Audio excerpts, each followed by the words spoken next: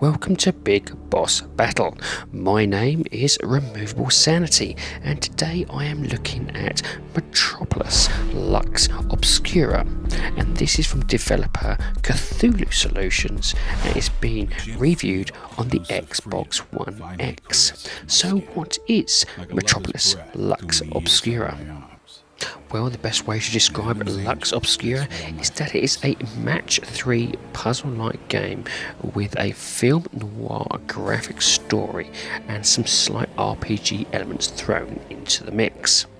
So what is the premise of the game? Well, you star as John Lockhart, who's been wrongfully imprisoned and years later has finally got out and is out for revenge on those who set him up. Please be aware this is a mature game, however I have removed sex, nudity and violence from the review, just in case.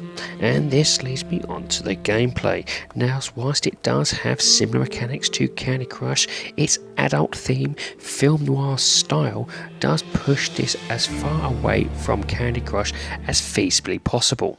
The storyline is very reminiscent to Sin City, and the protagonist is the strong but silent type who likes to do his talking with his fists. Within the course of the storyline, John will do his talking with a variety of characters. These range from troubled teenagers, security guards, cookie cops, rabid dogs, and even gang members.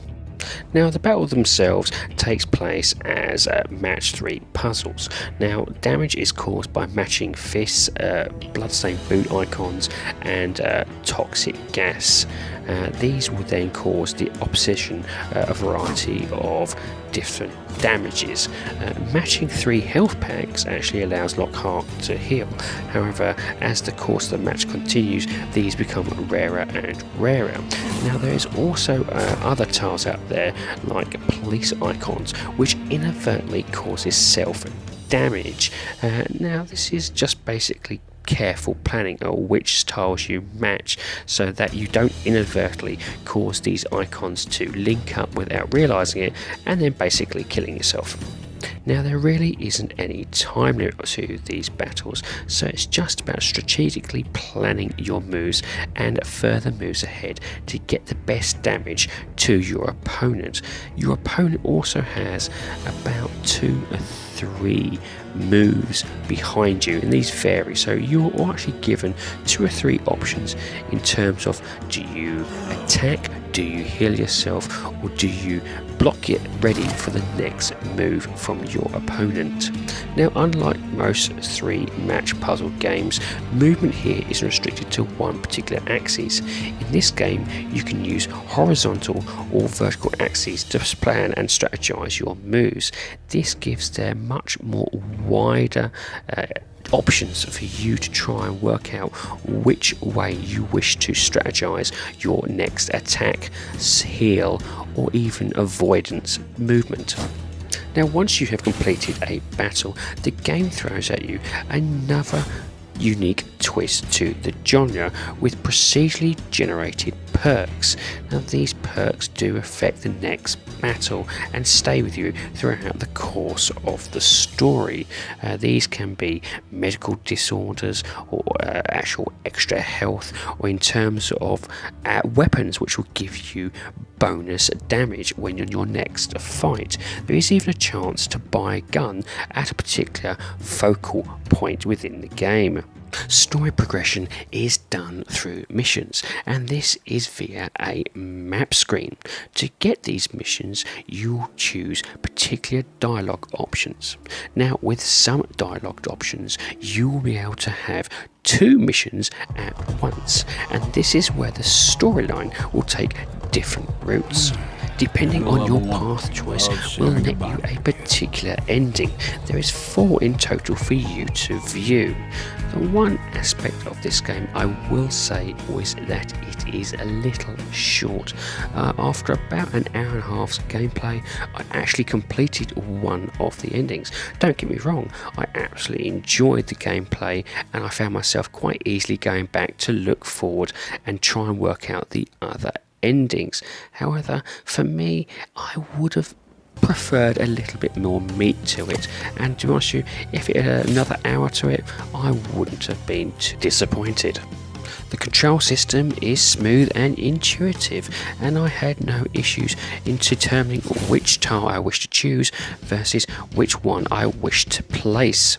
The only issue I actually had with this game was actually in the very beginning with one of its dialogue options.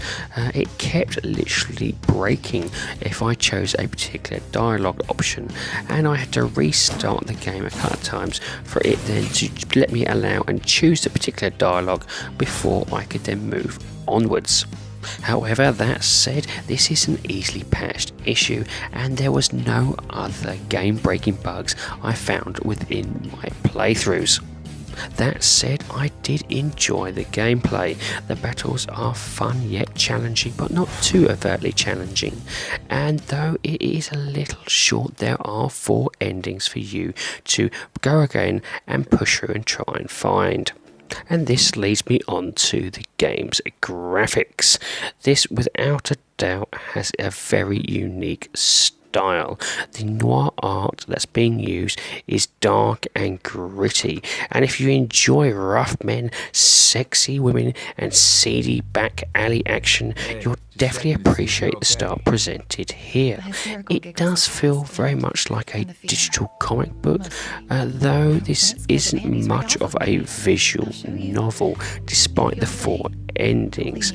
What I will say is, though, the graphics is good quality here, and you will see the game in its true beauty on a big screen TV. Now, as I said earlier, the game is very much a mature adult theme, and there is large portions of nudity and in some cases some minor sexual intercourse scenes added in. However, I will say there is not pushed to the extreme and fits with the overall narrative being delivered. And this leads me on to the sound of the game. The music is clear, crisp, and really ramps up the battles and helps sell it towards you. The bangs, the whacks, the crashes of when there is a tile matching really does help push the game forward and give those battles the oomph it really does deserve. The voice acting is clear and crisp, though I would say is a little cheesy in some cases, but for me this actually endeared me to the game even more. Overall, the sound does exactly what it says on the tin. It really does sell the game's style and actually helps you engage in the battles and pushes you further to progress further into the story. And this leads me on to my recommendation for the game. Overall, I really did enjoy this game. Its art style is superb. The film noir storyline is fantastically well thought out. The gameplay is addictive, simple, yet can be challenging at certain times. Okay, it is a mature theme, but you know that from the off with its title screen, so there's no real issue at not understanding what you are getting here. The price is actually quite good as well. Currently it's on Xbox Live for £6.34, which roughly translates to about $8 US. And the only thing I will say about this is the game itself is a little short. You will complete the game roughly within about an hour and a half, so times that by 4, the overall game itself will be roughly around 5 hours long. Overall, I think you're getting a pretty good game for your money, and it is fun, and that is the main thing with any game in my opinion. So for me, I give Metropolis Lux Obscura a big thumbs up. Hopefully, ladies and gentlemen, you enjoyed this review. Please do like, share and comment on this video. We do like to hear what you think. Anyway, until next time, have a great time gaming, and I'll see you again soon.